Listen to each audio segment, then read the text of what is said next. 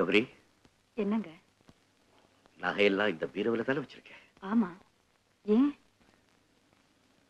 உன்கிட்ட சொல்லாம நான் யார்கிட்ட சொல்ல போறேன்? நான் சொல்றதை கேட்டு நீ அதிர்ச்சி அடைஞ்சிடாதே. கௌரி, நம்ம ஆபீஸ்ல இப்ப எனக்கு கொஞ்சம் நெருக்கடி. இன்னும் 1 மாசத்துல சரிப்படுத்திடுவேன். ஆனா இப்போ நீதான் எனக்கு கை கொடுத்து உதவணும்.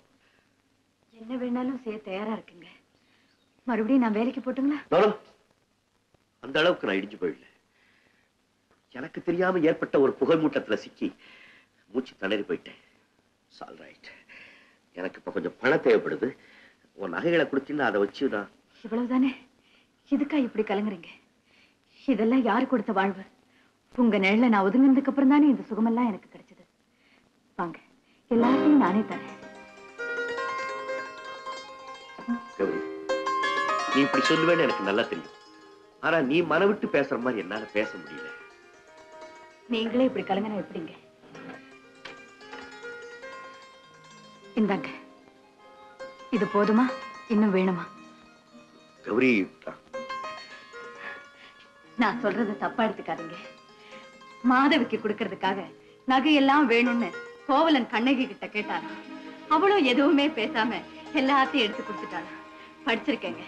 ஆனா நான் படிச்சது கதை நினைச்சுக்கிட்டு இருந்தேன்.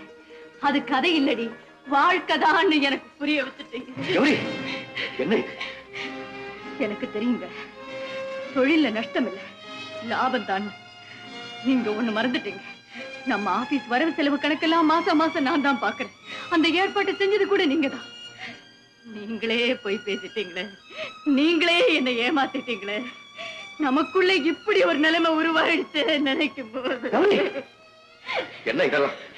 அப்படின்னா நான் சொல்றதெல்லாம் சொல்லாதீங்க. மறுபடியும் உங்க வாயால போய் சொல்லாதீங்க. எனக்கு தான் எல்லாமே தெரியும் சொல்லிட்டேனே. ஓஹோ, உனக்கே தெரியாம நான் ஒரு மாதிரியை சிருஷ்டி பண்ணிருக்கேன்னு சொல்றியா? ஆமா, அப்படியே வச்சுக்க. அது ஏன் இஷ்டம், அதை கேட்கறதுக்கு நீ யார்? அனாதையா கடகடையா சுத்திக்கிட்டு இருந்தியே, அன்னைக்கு நான் உன்னை கல்யாணம் பண்ணிக்கிட்டேனே, அந்த நேரத்துல யாராவது அந்த கல்யாணத்தை தடுத்து நிறுத்தி இருந்தா இன்னைக்கு நீ இந்த கேள்வி கேட்பியா? என்ன சொன்னீங்க? என்ன சொன்னீங்க? நான் கேட்டது தப்புதாங்க. ஆனா ஒண்ணு சொல்ல வேண்டியது என் கடமை. நீங்க என் புருஷன். அதே சமயத்துல உங்களுடைய கள்ளம் கபடம் இல்லாத முகத்தை பார்க்கும் போதெல்லாம் உங்களை காப்பாற்ற வேண்டியது என் பொறுப்புதான்னு தோணுதுங்க. இதோ பாருங்க, எது செய்தாலும் ஒரு தடவைக்கு 2 தடவை யோசிச்சு செய்யுங்க. வேண்டாத சூழ்நிலை ஏற்படுத்திக்கிட்டு வேதனைப்படாதீங்க. போயிட்டு வந்ததுக்கு அப்புறமாவது என்கிட்ட உண்மையை சொல்லுங்க. வாங்க.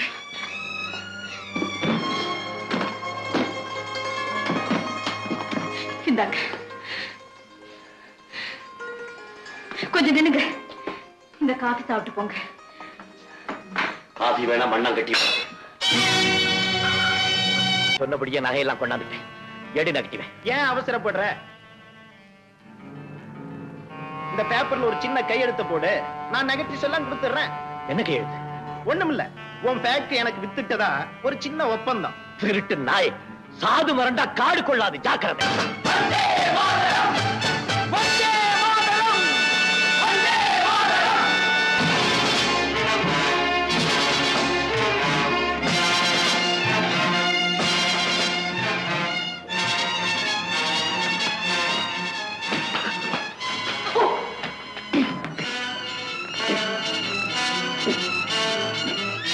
ஆட வேண்டிய ஆட்டெல்லாம் அங்க ஆடுது. இங்க வந்து ரெஸ்ட் எடுங்க.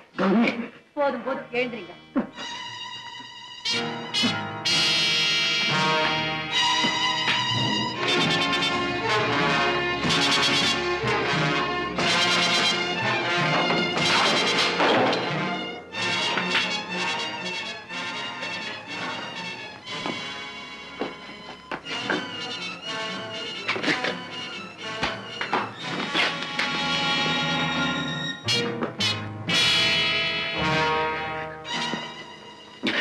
என்னங்க இது விளையாட்டு? போதுங்க.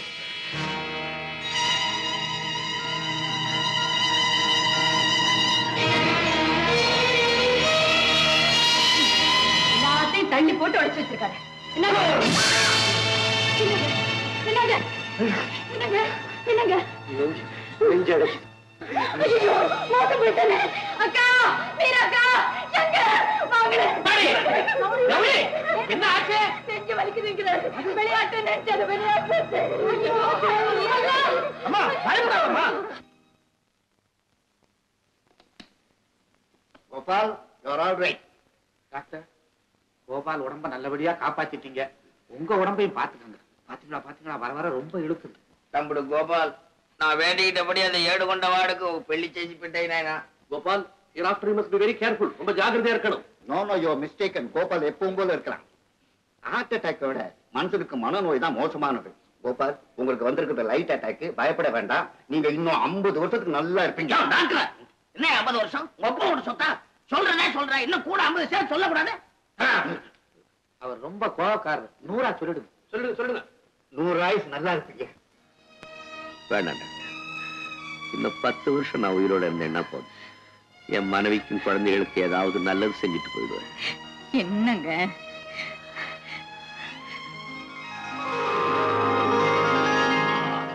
கௌரி கௌரி கௌரி கௌரி கௌரி கௌரி கௌரி கௌரி கௌரி கௌரி கௌரி கௌரி கௌரி கௌரி கௌரி. ஏன் கௌரிக்கு என்னாச்சு இப்போ?